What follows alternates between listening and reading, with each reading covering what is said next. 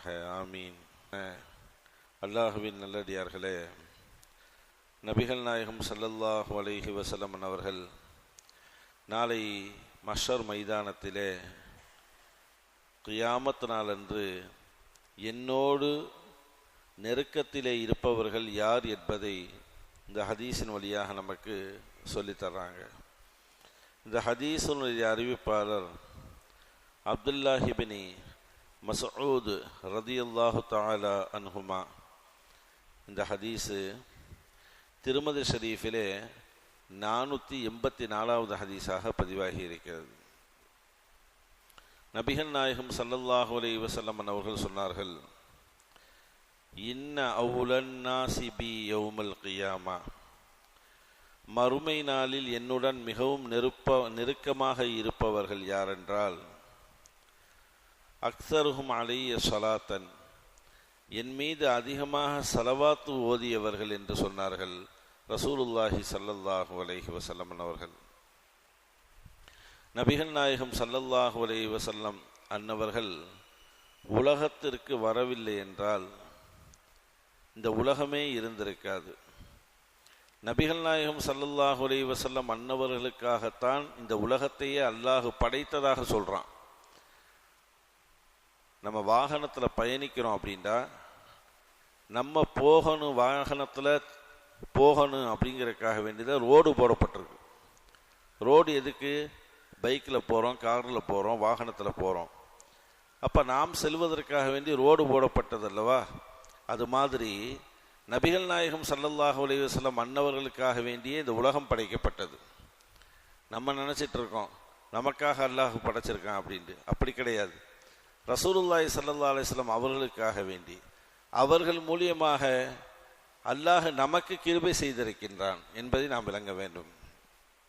அதனால தான் அல்லாஹு ஜல்லஷானஹு தஆலா திருமறையிலே அழகாக சொல்லுவான், எல்லா அமல்களையும் தொழுகையை நிலைநாட்டுங்கள், வஆத்து ஸகாத்த, ஜகாத்தை கொடுங்கள், மேலும் இதர பல உத்தரவுகளை அல்லாஹ் பிறப்பித்திருக்கின்றான் திருமறையில். நபிகள் நாயகத்து மீது ஸலவாத்தை மட்டும் அல்லாஹ் அப்படி சொல்லவில்லை. இன்னல்லாஹ வ மலாயிகத்தஹு யுஸல்லூன அலன் நபி, அல்லாஹும் வானவர்களும் நபிகள் நாயகத்தின் மீது ஸலவாத்து ஓதுகிறார்கள்.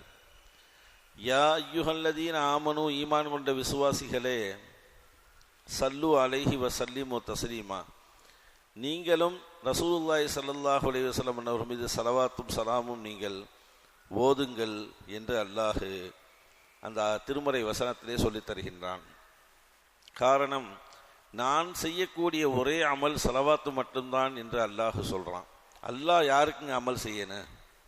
அல்லாஹுக்கு தான் நம்ம அமல் செய்யணும். தொழுகணும், வணங்கணும், தஸ்பீஹ் செய்யணும், திக்ர் செய்யணும், இது எல்லாமே நாம் அல்லாஹுக்கு செய்கிறோம். அல்லாஹ் யாருக்கு அமல் செய்யணுங்கிற அவசியமே கிடையாது. ஆனால் அல்லாஹ் சொல்கிறான், எனக்கு ஒரு அமல் இருக்குது, அது என் ஹபீபு முஹம்மது நபி ஸல்லல்லாஹு அலைஹி வஸல்லம் அன்னவர்கள் மீது ஓதக்கூடிய ஸலவாத்து என்பதாக அல்லாஹ் சொல்லித் தருகின்றான்.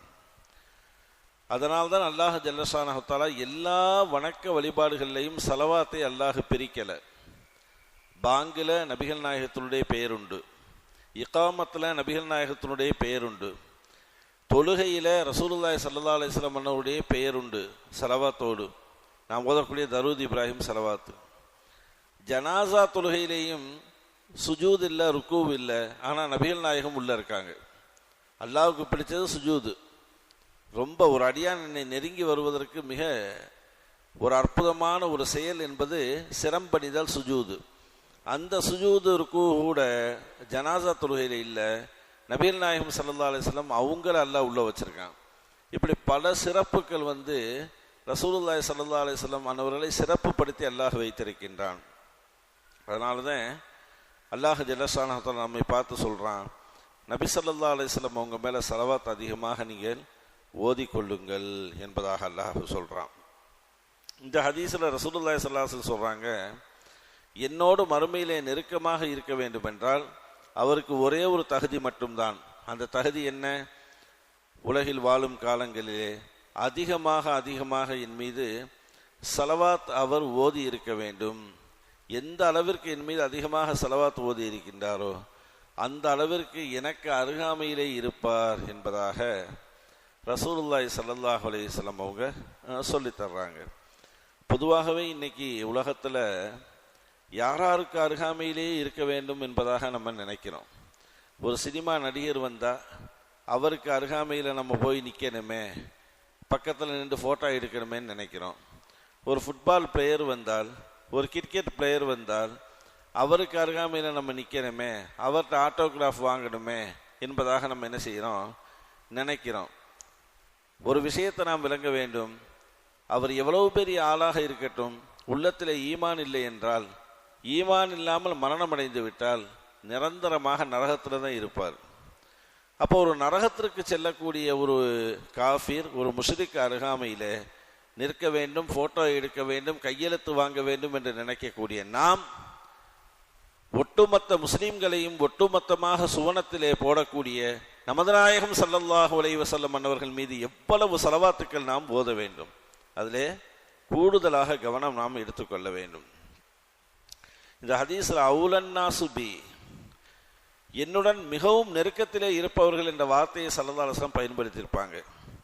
அதிகமாக நம்ம ஸலவாத்து ஓதுகின்ற பொழுது மறுமை நாளில் நபிகள் நாயகம் ஸல்லல்லாஹு அலைஹி வஸல்லமுடைய ஷஃபாத் என்று சொல்லக்கூடிய பரிந்துரை நமக்கு கிடைக்கும். ரெக்கமெண்டேஷன்.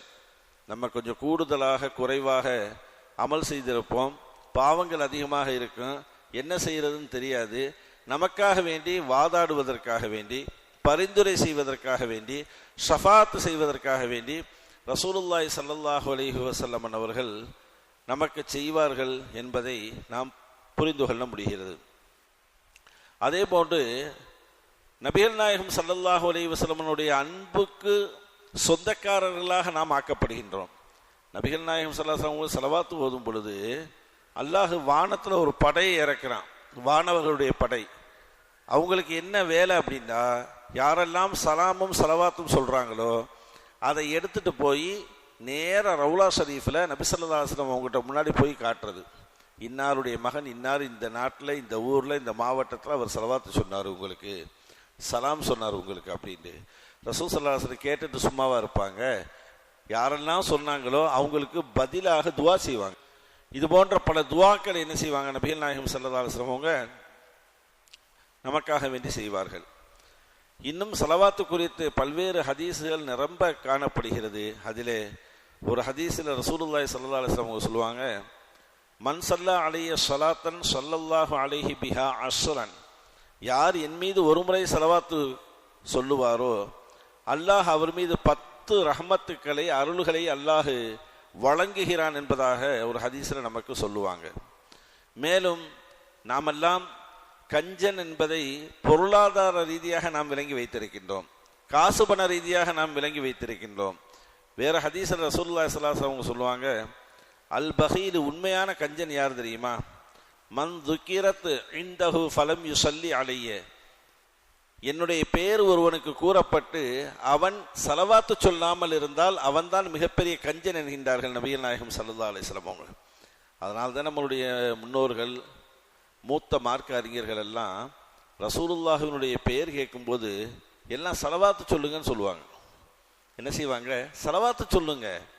மீலாது விழா பயானாக இருக்கட்டும், பெரிய பெரிய பயான்கள் இந்த மாதிரி இருக்கும் பொழுது, பயான்களில் ரசூலுல்லாஹி ஸல்லல்லாஹு அலைஹி வஸல்லம் அவங்களுடைய பெயர் வரும் பொழுது அமைதியாக சபை இருந்துச்சு அப்படின்னா, ஏன் அமைதியாக இருக்கீங்க, எல்லாரும் ஸலவாத்து சொல்லுங்க அப்படிம்பாங்க. இதை விட மிக முக்கியமான மார்க்க அறிஞர்கள் எல்லாம் வஃபாத்தாகி அவங்கெல்லாம் அடங்கிட்டாங்க. அவங்கெல்லாம் ஆரம்ப காலத்தில் 12 நாள் 15 நாள் தொடர் பயான் பேசுவாங்க. ஒவ்வொரு ஊர்லேயும் தொடர் பயான் பேசுவாங்க. எந்த அளவுக்கு அவங்க பேசுவாங்க அப்படின்னா, அந்த பயானில் ஒரு உயிரோட்டம் இருக்கும். அந்த அடிப்படையில் காலம் சென்ற மிக பிரபலியமான ஒரு மார்க்க அறிஞர்கள் அவங்க சொன்ன ஒரு அற்புதமான வாசகம், நாம் தொடர் பயான் பேசுகின்ற பொழுது அந்த சபைக்கு நபிகள் நாயகம் ஸல்லல்லாஹு அலைஹி வஸல்லம் அவர்கள் ஹாசிர் ஆகிறாங்க, அவங்க வருகை தர்றாங்க. அவங்க வருகை தருவதற்குண்டான அடையாளங்கள் கஸ்தூரி மனத்தை விட மிக அழகான மனம் உண்டு பட்டென்று நம்மளுடைய வாசம் வரும் யதார்த்தமாக. அந்த நேரத்தில் அதிகமாக நாம் ஸலவாத்து மொழிய வேண்டும். இந்த சபை கண்ணியமான சபை என்பதாக சொல்லுவாங்க. அதனுடைய உணர்வெல்லாம் இன்று ரொம்ப குறைந்து விட்டது. அல்லாஹ் கபூல் செய்ய வேண்டும் இன்ஷா அல்லாஹ். அப்போ எப்பொழுதுமே சரி, நபிகள் நாயகம் ஸல்லல்லாஹு அலைஹி வஸல்லம் அவங்க மேலே நம்ம ஸலவாத் அதிகமாக ஓதும் பொழுது எல்லா விதமான கஷ்ட நஷ்டங்களையும் மனபாரங்களையும் வறுமை பசி பட்டினி எல்லாத்தையும் அல்லாஹ் நீக்கி ஒரு செழிப்பையும் சந்தோஷத்தையும் அல்லாஹ் ஜல்லஷானஹு தஆலா கொடுப்பான் என்பதில் எந்த சந்தேகமும் இல்லை.